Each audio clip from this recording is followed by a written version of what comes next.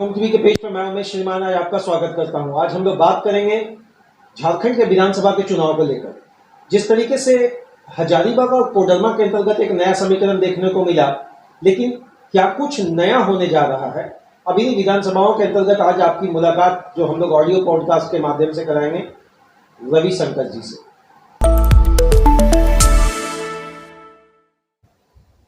रविशंकर जी नमस्कार।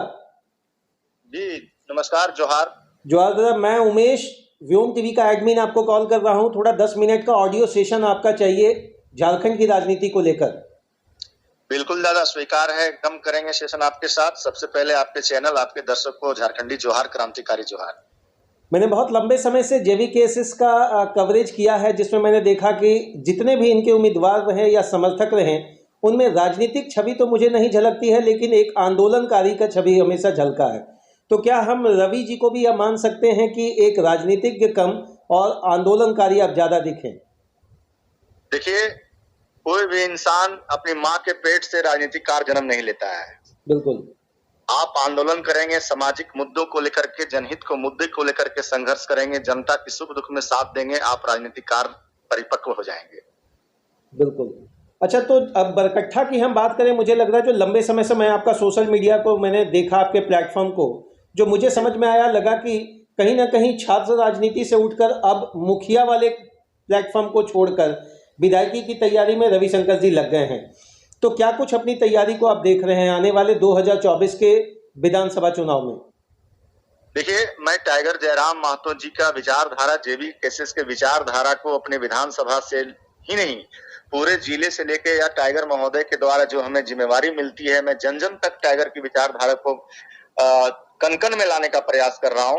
और मुझे कोई विधायकी का ये ख्वाब नहीं है, लेकिन टाइगर जयराम महतो और हमारी पार्टी के शीर्ष नेताओं का आदेश जो होगा वो रविशंकर यादव पालन करेगा। अच्छा, क्या आप मानते हैं 1977 से लेकर 2024 तक का जो चुनावी सफर रहा बरकट्ठा का, उसमें विकास की बात कही तो गई, लेकिन धरातल पर कुछ नहीं दिखा? देखिए, एक दौर था, एक दौर में जब पॉलिटिकल पार्टियां अपनी छाप दे देते थी तो कोई भी उम्मीदवार चुनाव जीत के चला जाता था। लेकिन जब मंडल कमीशन का दौर आया, 90 के दशक के बाद मंडल कमीशन की दौर आया, तो हिंदुस्तान की आवाम में एक बात गई कि जिसकी ज्यादा आबादी उसको मिले हिस्सेदारी। उसके बाद उस तरह से लोग एमएलए एमपी बन करके आए। लेकिन जितने भी झारखंड, चूंकि 24 साल का झारखंड हो गया, 24 साल के झारखंड में हमारे छात्र क्षेत्र में जितने भी एमएलए बन करके आए, वो लोग झारखंडियत के बारे में बात नहीं किए। वो सिर्फ और सिर्फ अपने परिवारवाद की बात किए, अपने नाजायज तरीके से भ्रष्टाचार करके पैसे कमाने की बात किए। चुनाव किसी सिंबल पे लड़ते हैं, दूसरे पार्टी में चले जाते हैं। आखिर क्या वजह होती है कि कोई आदमी दूसरे सिंबल से चुनाव लड़ता है, फिर 6 महीने के बाद दूसरे पार्टी में शामिल हो जाता है? ऐसी क्या जरूरत पड़ जाती है? तो हमारे क्षेत्र में बहुत सारी समस्याएं हैं, पलायन की समस्या है, बेरोजगारी की समस्या है, और सबसे बड़ी समस्या है कि देखिए, झारखंडियत, अभी हम लोग झारखंड में हैं, लेकिन हम लोगों को ये पता नहीं है कि हम बिहार के निवासी हैं कि झारखंड के निवासी हैं, क्योंकि यहाँ पे डोमिसाइल आपका निर्धारित नहीं है, नियोजन नीति निर्धारित नहीं है, यहाँ छात्र नीति निर्धारित नहीं है, यहाँ उद्योग नीति नहीं है, यहाँ मतलब समझिए झारखंड में रवि जी, एक बरकट्ठा को जब हम नजदीक से समझते हैं, राजनीतिक मुद्दों की हम बात करेंगे, तो कहीं ना कहीं यादव समीकरण बहुत हावी रहा। हालांकि मुस्लिम वोटर की संख्या ज्यादा है आपके यहाँ, जो आंकड़ों से पता चलता है, लेकिन यादव समीकरण में 4 से 5 आपके पास विधायक मिले। अगर प्रारंभिक दौर से हम देखें तो जनता पार्टी से शुरू हुआ सुखदेव यादव जी का, और अभी अमित जी वहां इंडिपेंडेंट हैं। तो क्या कुछ नहीं लगता है कि एक यादव समीकरण के सहारे आप लोग बरकट्ठा को भेजना चाहते हैं? देखिए, बात यादव समीकरण की नहीं है। जेबी केसेस को जाति की पार्टी नहीं है, जमात की पार्टी है, सर्व जातियों की पार्टी है। मैं एक चीज मैं स्पष्ट रूप से कहना चाहता हूं कि जहां जिसकी ज्यादा आबादी उसके मिले हिस्सेदारी है। अब एक बात बताइए, मांडू जो विधानसभा है, जो रामगढ़ विधानसभा है, रनर विनर महतो ही रहेंगे और तीसरा विकल्प महतो ही तैयार होंगे। आप पाकुड़ चले जाएंगे तो आलमगीर आलम कांग्रेस से विधायक बनते हैं, तो जेएमएम से अखिल अख्तर विधायक बनते हैं। आप पलामू प्रमंडल चले जाइए, भाजपा हो कांग्रेस से, वहां ब्राह्मण ही विधायक बनेंगे। आप हजारीबाग चले जाइए, जमशेदपुर चले जाइए, जहां जिसकी आबादी है, चाहे पार्टियां कोई भी हो, जब वो जनप्रतिनिधि जनता के सवालों पर खरा नहीं उतरता है, तब उसको जनता बदल देती है।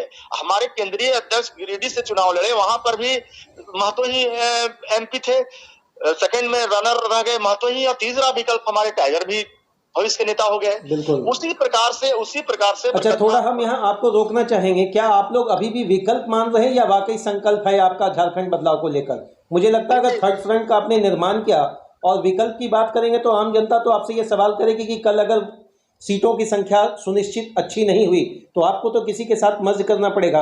तो ये विकल्प और संकल्प को थोड़ा हम रविशंकर जी से जानना चाहेंगे। मैं स्पष्ट रूप से आपको बता दूं कि झारखंड में इन 24 सालों में इंडिया गठबंधन और एनडीए गठबंधन की सरकारों को लोगों ने देखा। बिल्कुल। इस लोगों ने इस सरकारों में देखा कि सीजीएल की परीक्षा, जेपीएससी, जेएसएससी, दरोगा टीचर की परीक्षाएं होने से पहले क्वेश्चन पेपर लीक आउट हो जा रहे हैं। 30 लाख 25 लाख में सीटें बिक जा रही है। नौजवान केवल फॉर्म पे फॉर्म भर रहा है, लेकिन उन लोगों को नौकरी नहीं हो रही है। दूसरे राज्य के लोग हमारी नौकरी पे आक्रमण कर रहे हैं। इससे झारखंड की युवाओं में, किसानों में, नौजवानों में भारी आक्रोश है। और इंडिया गठबंधन, एनडीए गठबंधन को इन्होंने देखा। तीसरा विकल्प जेबी केसेस को आशा भरी निगाहों से झारखंड वासी देख रहे हैं। रवि जी, जब वैकेंसी आ नहीं रही है तो बाहरी कैसे सीटों पर काबिज हो रहे हैं? यहाँ पर थोड़ा सा स्पष्टीकरण आपका चाहिए। बिल्कुल, आप देखेंगे पिछले बार जेएसएससी की जो एग्जाम हुई, जेपीएससी की जो एग्जाम हुई, आपने देखा होगा कि बोकारो में सेंटर पड़ा जहां पे 400 कुछ सीटों एक ही मतलब एग्जामिनेशन सेंटर से लोगों को सिलेक्शन होता है। बिल्कुल। क्या ये पारदर्शिता है? क्या जेपीएससी के चेयरमैन को हटाया जाता है, उस पर कार्रवाई होती है? आखिर क्यों? आप पत्रकार हैं, आए दिन अखबार में देख रहे हैं, आप ही के चैनल से, आप ही लोग पे पत्रकार, आप लोग को न्यूज से, हम लोगों को सूत्रों से प्राप्त होता है कि झारखंड में आप हमको बता दीजिए कौन सी ऐसी परीक्षा है जिसका क्वेश्चन पेपर लीक आउट नहीं हुआ। अभी तो स्थिति ऐसा है कि नीट जैसे मैंने नेशनल वाइज एग्जामिनेशन में भी पेपर लीक है। अच्छा, क्या कुछ पेपर लीक के सहारे ही रविशंकर जी भेद पाएंगे बरकट्ठा, या कुछ नया समीकरण भी लाएंगे? मुझे लगता है आप लोगों का एक नॉर्मल, मैं देख रहा हूँ एक पैरेलल कन्वर्सेशन आप लोगों का पंचायत में चल रहा कि हर कंडीशन में मुझे भाजपा और आईएनसी का विरोध करना है। क्या इनके विरोध से आप पिछला जो खेमा भाजपा का रहा है बरकट्ठा को, उसको तोड़ने में क्या सफल हो पाएंगे क्या? देखिए, भाजपा बरकट्ठा में रहा नहीं। आपको जानकारी हो जानी चाहिए कि यहाँ पर जानकी जी जेबीएम से चुनाव लड़े और भाजपा को हराए और फिर 6 महीने में भाजपा की गोद में वो चले गए। बिल्कुल। भाजपा से फिर चुनाव लड़े, फिर निर्दलीय अमित यादव जी चुनाव लड़े, निर्दलीय चुनाव वो जीत जाते हैं और भाजपा को जानकी यादव को हरा दिए जी। पिछले 2 चुनाव से भाजपा को बरकट्ठा विधान की सब जनता नेग्लेक्ट कर रही है। हम भाजपा और कांग्रेस की बात नहीं कर रहे हैं, हम नीति की बात कर रहे हैं, हम आइडियोलॉजी की बात कर रहे हैं। केवल स्टूडेंट की जॉब की बात, देखिए सबसे बड़ा झारखंड में पलायन की समस्या है, बेरोजगारी की समस्या है। आज हमारे झारखंड में 30 से 32 जलाशय हैं, जो कि हमारा तिलैया डैम यहाँ पर बरकट्ठा विधानसभा में अवस्थित है, जो 4 प्रखंडों को हम लोगों को जोड़ता है, बरही और बरकट्ठा को। एक बात बताइए, जब ये जलाशय भरता है तो हमारा ये पानी चला जाता है मैथन, बंगाल। हम एक बात बताइए, क्या 24 सालों में यहाँ के जो जनप्रतिनिधि जीते वो विधानसभा के पटल पे, लोकसभा के पटल पे इस बात को क्यों नहीं रखा कि उस पानी को हम किसानों को खेतों तक पहुंचाए? मतलब ये दंश है वहां के आसपास के लोगों में कि जो भी स्थानीय प्रतिनिधि रहे वो उन्होंने अपनी भूमिका सही ढंग से नहीं निभाई। नहीं, अभी मैं बता रहा हूँ, हमारे जयनगर प्रखंड में डीवीसी का KTPS Banjhedih thermal power plant 2000 megawatt का चल रहा है जी। मैं खुद लैंड लूजर हूँ, 32 गाँव की जमीन गई है जी। और इस 32 गांव की जमीन में मैं बता रहा हूं कि यहाँ पर लगभग 5000 से 5500 लोग यहाँ पे वर्कर हैं, जो मेंटेनेंस कंपनी और मजदूरी का काम करते हैं जी। मैं आपको जानकारी दे रहा हूं कि इस प्लांट में लगभग 4000 लोग दूसरे यूपी और बिहार और बंगाल के लोग हैं। अब बताइए पत्रकार महोदय, जमीन हम देंगे, धूल हम खाएंगे, हमारा कोयला, हमारा पानी से बिजली बनेगा, प्रदूषण हम खाएंगे, हमारे लोग, आने वाला पीढ़ी गंभीर बीमारी से उत्पन्न होगा, तो रोजगार किसको चाहिए? हमको चाहिए या दूसरे प्रदेश को चाहिए? अच्छा, तो इतनी बड़ी गोलबंदी आप लोगों ने लोकसभा में दिखाई, मुझे लगता है हजारीबाग और कोडरमा दोनों आपके हाथ से निकल गया, यूं कहें कि 8 सीट निकल गया। वोट की संख्या आपकी क्यों नहीं बढ़ पाई? जब चूंकि आप दमदार तरीके से अपनी बात रख रहे थे एज ए प्रवक्ता या एज ए केंद्रीय सचिव, मुझे लगता है एक बेहतर गोलबंदी, आपकी अपनी गोलबंदी मैंने देखा सोशल मीडिया पर, फिर वोटों की संख्या कहाँ फिसलन की हो गई? देखिए, हम लोग पिछले 2.5 साल से भाषा संस्कृति को लेकर आंदोलन कर रहे थे। जनता की डिमांड पर हम लोग लोकसभा में चुनाव में उतरे। हमारे पास टीम नया था, हमारे पास साधन संसाधन नहीं थे। हमने जनता को जागरूक करने का प्रयास किया कि नोट के बदले वोट मत दो। हम अब तक इस पर कामयाब हुए कि हमारे टाइगर जयराम मातो ने 3.5 लाख वोट लाए और 8 प्रत्याशी पूरे राज्य में हम लोग 8,25,000 वोट लाने पे, बिना पैसा का पर वोट लाने पर कामयाब हुए। मतलब आप ये समुच्चय तरीके से जो वोटों की संख्या को रख रहे हैं, इसी को विधानसभा में एक बेहतर प्लेटफॉर्म बनाएंगे क्या? मैं बता रहा हूं कि यदि हजारीबाग में मेरा 1,53,000 हमारे उम्मीदवार को वोट आते हैं, रांची में 1,24,000 आते हैं, टाइगर जयराम महतो को 3.5 लाख वोट आते हैं, धनबाद में 70,000 वोट लाते हैं हम, तो इस बात का संकेत दे रही है जनता कि टाइगर जयराम महतो, जेबी केसेस वाले आप लोग, जेबी केसेस झारखंड में तीसरा विकल्प है, आप विधानसभा के चुनाव में आओ, हम लोग जरूर मदद करेंगे। क्योंकि देखिए लोकसभा के चुनाव में थोड़ा गांधी का फैक्टर रहा, बिल्कुल मोदी का फैक्टर रहा, और हमारे पास संसाधन, हमारे पास रुपये पैसे नहीं थे। हमारे जयराम महतो जी का चुनाव अच्छा रवि जी थोड़ा रोकना चाहेंगे। एक तरफ आप कह रहे हैं मोदी का फैक्टर लोकसभा में रहा, तो अभी झारखंड की राजनीति में 3 बड़े मुख्यमंत्री आपके यहाँ आकर भाजपा से कैंपेनिंग में लगे हुए हैं। असम के मुख्यमंत्री हैं, कल दिन मध्य प्रदेश के भी शिवराज जी मुख्यमंत्री रहे, और आपके पहले मुख्यमंत्री बाबूलाल मरांडी जी। क्या ये 3 मुख्यमंत्रियों का गोलबंदी, मुझे आपको नहीं लगता है मजबूत समीकरण भाजपा को फिर से 81 विधानसभा में दिखाएगा? देखिए इस 24 सालों में 17 साल भाजपा ने राज किया इस प्रदेश पर जी, और इस प्रदेश पे 17 साल राज करने पर इन्होंने क्या दिया? डोमिसाइल नीति 1985 रघुवर दास के शासनकाल में जी।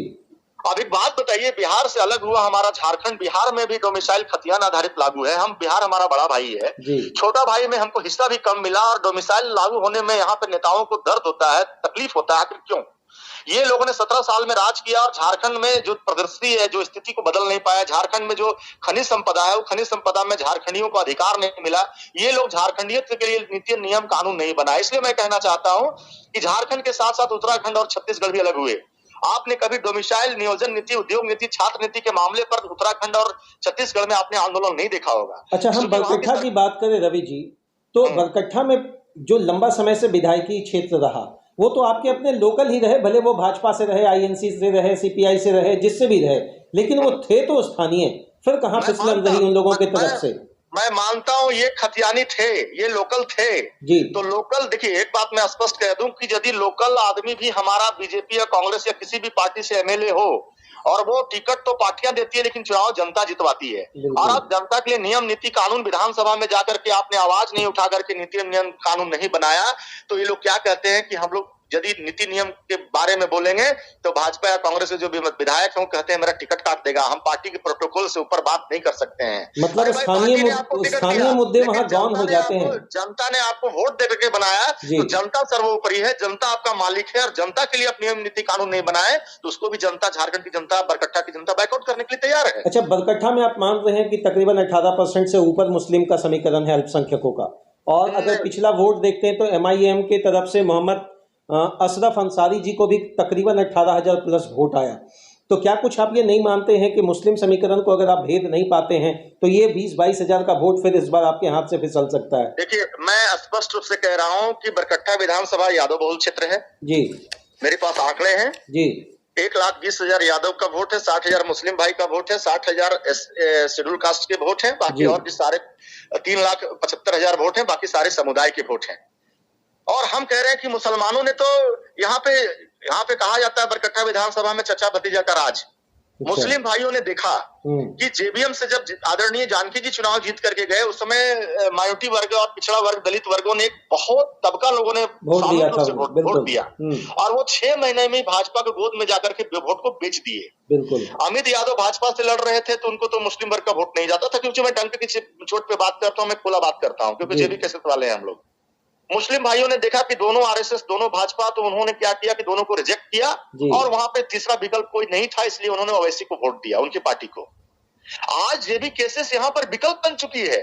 जेबी केसेस सभी समुदायों को एक आस भर चुकी है, क्योंकि ये झारखंडियत की बात करती है। अच्छा रवि जी, जहां आप जेबी केसेस को झारखंडियत की बात कर रहे हैं, अमित यादव, हम आपको थोड़ा सा एक मिनट खाली, ये हिंदू और मुसलमान की बात हम लोग नहीं करते हैं, हम लोग खतियान की बात करते हैं, और बरकट्ठा विधानसभा में खतियान सभी के हाथ में है, पूरे झारखंड में खतियान सबके हाथ में है। हम लोग खतियानधारी की बात करते हैं, इसलिए इस बार मुस्लिम वर्ग भी हम लोग जेबी केसेस के साथ जुड़ रहे हैं, और तीसरा विकल्प के रूप में हम लोग को मान लिए जेबी केसेस को, और जेबी केसेस इस बार मुस्लिम वर्ग सपोर्ट करेगा। अच्छा, अमित यादव जी का इतना विरोध क्यों आप लोग करते हैं?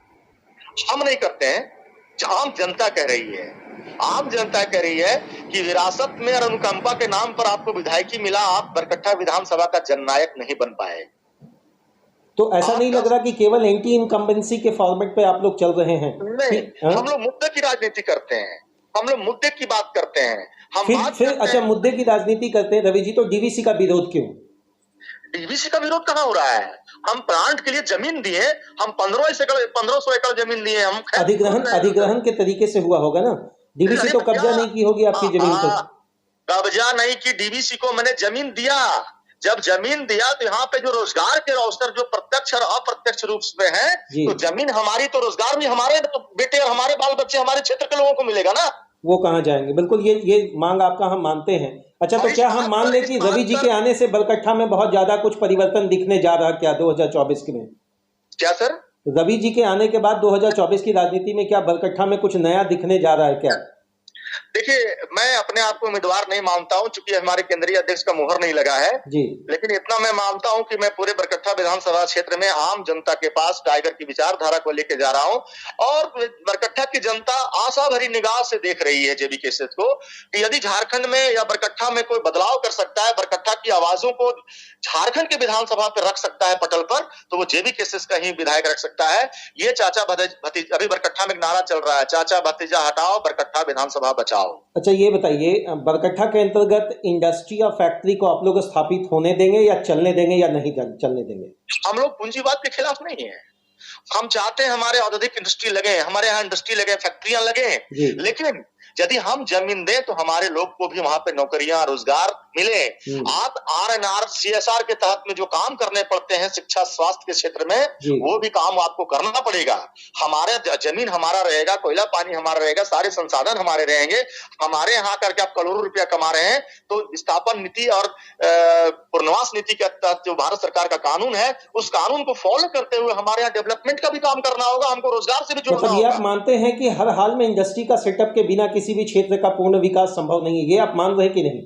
नहीं, देखिए, पूंजीवाद इसलिए इंडस्ट्री आनी चाहिए, उससे यदि इंडस्ट्री आती है और सही दिशा में सरकार उससे काम कराती है, तो निश्चित रूप से वहां रोजगार पैदा होता है, प्रत्यक्ष रूप से और अप्रत्यक्ष रूप से। और सही तरीके से सरकार नहीं उस पर यदि अपनी चाबुक चलाएगी तो मनमाना करेगा, दूसरे लोग यहाँ पे नौकरी करेंगे और अपने आप हमारे यहाँ से लूट के चला जाएगा। हमारी सरकार जब आएगी तो यहाँ पे, अभी देखिए, मैं बात पूछना आप ही से चाहता हूं कि झारखंड सरकार ने नियम लाया है कि जितने भी प्राइवेट कल कारखाने झारखंड में हैं, उन लोगों को 75% स्थानीय लोगों को नौकरी देना है। एक भी जगह पर, जो मेरी पत्रकारिता की जानकारी में, एक भी जगह पर ये नहीं लागू है अभी तक, केवल नाम मात्र रह गया ये। तो भैया, नीति नियम आप बनाते हो, इसका मतलब आपके अधिकारी पर आपका चाबुक नहीं चल रहा है, क्योंकि आपके अधिकारी और आप भी भ्रष्ट हो। आप अधिकारी को ट्रांसफर पोस्टिंग कराने पे 25 लाख रुपया से 5 लाख रुपया लेकर के 50 करोड़ रुपया तक वसूलते हो। अच्छा रवि जी, ये मानते हैं यहाँ जो भी लोग बैठ रहे हैं एक दुधारू गाय जैसे पूरे झारखंड को धो रहे हैं, तो जो पिछले मुख्यमंत्री दिखे या बहुत सारे ऐसे मंत्री, मैं किन्हीं का नाम नहीं लूंगा, जिनके घर से करोड़ों बरामद होते हैं, तो क्या कुछ नहीं लगता है कि एक बेहतर पॉलिटिकल स्टंट क्रिएट करके झारखंड को बर्बाद किया जा रहा है? देखिए, अभी पॉलिटिक्स एक हो गया है पैसा कमाने का इंडस्ट्री। बिल्कुल, ये इंडिया गठबंधन और एनडीए गठबंधन वाले चाहते हैं कि एमएलए का चुनाव लड़ो, 5 करोड़ रुपया इन्वेस्ट करो, एमएलए जीतो और 5 साल में 50 करोड़ लूटो। बिल्कुल, ये इंडिया और एनडीए गठबंधन चोर मौसेरा भाई हैं। झारखंड की खनिज संपदाओं को लूट रहे हैं, बर्बाद कर रहे हैं, झारखंड को खोखला कर रहे हैं, और ये पैसा कमा करके जा करके देश और विदेशों में इन्वेस्ट करके बड़ी बड़ी अपनी इंडस्ट्री खड़ा कर रहे हैं। हम जेबी केसेस वाले कह रहे हैं कि हमारा बालू है राज्य में, तो बालू उठाने का जिस गांव में नदी है उसी के युवा लोग उठाएं और वो सरकार को टैक्स दें। अच्छा रवि जी, चलिए इन सारे मुद्दों से थोड़ा सा हटकर हम लोग बात करेंगे। बाबा बागेश्वर जी का विरोध क्यों? कौन बाबा बागेश्वर है? रवि जी तो रविशंकर जी पूरे प्लेटफॉर्म पर धीरेन्द्र नाथ शास्त्री जी का विरोध करते दिख रहे हैं। फर्जी पर्ची वाला बाबा। अब ये तो आप कर सकते हैं, मैं तो कह नहीं सकता। उनसे मेरा एक सवाल है आपके माध्यम से जी। यदि पर्ची निकाल करके वो गुमराह कर रहे हैं समाज को और कहते हैं कि हम बहुत बड़ा ज्ञाता है और भगवान से डायरेक्ट कनेक्शन है हमारा जी, तो उनसे पूछ लीजिएगा कि उनकी विवाह किस तारीख की होगी और किस से होगी, और उनका पहला संतान पुत्र होगा कि पुत्री होगा, कितने बजे होगा पैदा, या पूछ लीजिए, बताने में कामयाब हो गए, मैं उनका सर झुका के प्रणाम करूंगा। केदारनाथ के गर्भगृह में आप कह रहे हैं सोना छुपा हुआ है, ये सारी चीजें कहाँ से निकालते हैं? आप ही के द्वारा, आप लोग को ही द्वारा जो हमको न्यूज मिलता है उसी से बात करते हैं। सच्चाई बात है। वहां पे चतुर्वेदी जी आरोप लगाते हैं, द्विवेदी जी सब। तो ऐसा कहीं नहीं लग रहा कि आप एक फॉरवर्ड समीकरण का विरोध कर रहे हैं क्या? धीरेन्द्र नाथ शास्त्री का कर रहे हैं, केदारनाथ का कर रहे हैं, या हिंदू धर्म का विरोधी भाषा आप मुस्लिमों को रिझाने के लिए लगे हैं? अरे भैया, ये भाजपा वाला लोग का काम है कि सुबह शाम झूठ पर हरे राम हरे हरे, सुबह शाम बोलो झूठे झूठे, और जब झूठ में फंस जाओ तो जय श्री राम बोलो। ये उन लोगों का काम है, हम लोग का काम नहीं है। हम लोग समाज को लेकर चलते हैं। हिंदू तो मेरे कन कन में है, मैं सनातनी हूँ, रविशंकर यादव के कन कन में राम है। राम किसी का बाप का नहीं है, राम हमारे आस्था है, हमारे विश्वास है, हमारे भगवान। अच्छा, बरकट्ठा में रवि जी स्वास्थ्य का क्या स्थिति है? वहाँ हॉस्पिटल की बात करें, प्राइवेट हॉस्पिटल, गवर्नमेंट हॉस्पिटल या सदर, या फिर यूं कहें प्राथमिक चिकित्सा, कुछ व्यवस्था है या लोग आज भी करा रहे हैं? भैया हमारा प्रखंड, जयनगर प्रखंड में या किसी भी प्रखंड, इचाक हो, चलकुत्सा हो, बरकट्ठा हो, आप चले जाएं, जो पीएससी जिसको हम लोग बोलते हैं, स्वास्थ्य ब्लॉक लेवल पर जी, एकाध एनम, एकाध कंप्यूटर पे पूरा सिस्टम चल रहा है। डॉक्टर की व्यवस्था नहीं है। यदि डॉक्टर सरकार वहां भेजती भी है तो डॉक्टर अपने निजी अस्पताल, निजी प्रैक्टिस कर रहे हैं, वहां कोई देखने वाला, हुलकने वाला नहीं है। आप वहां जाएंगे तो आपको कालपोल, कभी कभी कालपोल बुखार की दवा मिल जाएगा, नहीं तो वो भी नहीं मिलेगा। बेटाडीन तक मलहम, कोई आदमी एक्सीडेंट हो गया तो पट्टी मलहम नहीं मिलेगा। सरकार की व्यवस्थाएं पूरी तरह से चौपट है। आईसीयू हॉस्पिटल हमारा बरकट्ठा विधानसभा का खुद आईसीयू के बेड पर पड़ा हुआ है, कोई दिखने वाला नहीं है। अच्छा, स्कूल की व्यवस्था को लेकर रवि जी क्या कहेंगे? वहाँ आपका खासकर बरकट्ठा मुझे लगता है ग्रामीण क्षेत्र से है और सुविधाओं की पुख्ता कमी मुझे दिखती है, तो 10+2 स्कूल या कॉलेजेस की संख्या कुछ है आपके पंचायत या आपके प्रखंड के आसपास? मेरे प्रखंड में ही +2 का उत्क्रमित विद्यालय खुला, उत्क्रमित क्या बोलते हैं उनको, इंटर कॉलेज है। ठीक है, जहाँ पे 100 बच्चों का अभी साइंस में एडमिशन लिया गया है, 100 बच्चों का कॉमर्स में लिया गया है, लेकिन टीचर नहीं है। ना कॉमर्स के टीचर है, ना फिजिक्स के टीचर है, ना केमिस्ट्री के टीचर है, ना बायोलॉजी के टीचर है। अब हमको एक बात बताइए, हमारे क्षेत्र का यदि 100 बच्चा का एडमिशन है, सभी पेरेंट्स के पास पढ़ाने कोचिंग का तो पैसा नहीं है। हमारा क्षेत्र का आदमी जो राजमिस्त्री है, जो मजदूर है, जो मजदूरी करता है, वो एडमिशन तो बच्चा को करा दिया है। अब सरकार वहाँ फिजिक्स, केमिस्ट्री, बायोलॉजी का, मैथ्स का टीचर नहीं दे रही है, तो हमारा बच्चा तो नीट का तैयारी नहीं कर पाएगा, हमारा बच्चा तो इंजीनियरिंग का तैयारी नहीं कर पाएगा। तो हम तो ये सरकार चाहती है कि अमीर का बच्चा ही अमीर बने, गरीब का बच्चा गरीबे बने, नहीं तो गरीब का बच्चा कहीं पढ़ गया तो अधिकार मांगेगा। मतलब आप ये मान रहे हैं, सवाल पूछेगा। रवि जी, आप ये मान रहे हैं कि झोपड़ी दे दो लेकिन खोपड़ी मत दो, यही है ना? और हम लोग ये भी कैसे चाहते हैं कि खोपड़ी दो, खोपड़ी दोगे तो झोपड़ी खुद ब खुद बना लेगा। चलिए, एक अंतिम प्रश्न के साथ वाइंड अप करेंगे। क्या कुछ आने वाली राजनीति में 2024 का जो समीकरण दिख रहा विधानसभा में बरकट्ठा की तरफ से, आप क्या आश्वस्त करेंगे जयराम जी को? ये आवाज कट रही है। जयराम जी को क्या आश्वस्त करेंगे 2024 के बरकट्ठा की राजनीति में, जो विधानसभा का होने वाला है अभी? क्या कुछ आप लोग निकाल कर देंगे? चाहे आप उम्मीदवार बने या ना बने वो अलग जगह है, लेकिन जयराम जी की उम्मीदें आप लोगों से बहुत बड़ी है, क्या कुछ कहेंगे? देखिए, बरकट्ठा विधानसभा क्षेत्र से मैं उम्मीदवार बनता हूं या जो हमारे उम्मीदवार टाइगर जयराम महतो मुहर लगा के देंगे जी, ईमानदारी से, निष्ठा से काम करूंगा और यहाँ का सीट जिता करके जयराम महतो को मुख्यमंत्री बनाने के लिए बरकट्ठा विधानसभा मील का पत्थर साबित होगा। बहुत बहुत धन्यवाद रवि जी। मुझे लगता है आने वाले समय में जो कुछ भी राजनीति का स्तर संकल्प और विकल्प के बीच दिखेगा, इतना तो तय है कि आप लोगों ने सारे नेताओं का बीपी बढ़ा रखा है। बहुत बहुत धन्यवाद आपका। बहुत बहुत जोहार, धन्यवाद, थैंक यू।